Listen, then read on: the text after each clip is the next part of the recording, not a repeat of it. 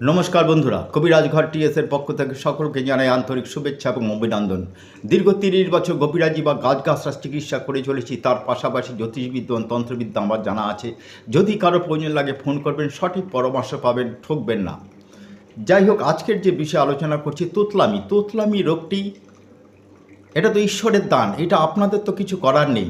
যদি আপনার পাশাপাশি বা আপনার পরিচিত কারো যদি থাকে, তাহলে একবার বলে দেবেন আমার এই উপায়টি কী করবেন।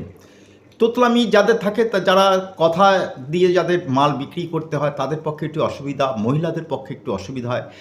যাই হোক, তাদেরকে শাঁখ বাজাতে বলে, শঙ্খ 5 মিনিট ধরে শাঁখ বাজানো প্র্যাকটিস করতে হবে প্রতিদিন। আর কি করবেন, 3টে কর্পূর, 3টে হচ্ছে কড়ি নেবেন, 3টে কড়ি আর একটু কর্পূর নেবেন, কর্পূর জ্বালিয়ে দেবেন, কর্পূরের ছাই যেটা পড়ে থাকবে সেইটা 3টে কড়ির উপর লাগিয়ে প্রবাহমান জলে ফেলবেন, মাসে একবার করে প্রত্যেক বুধবার দিন। নমস্কার সকলে।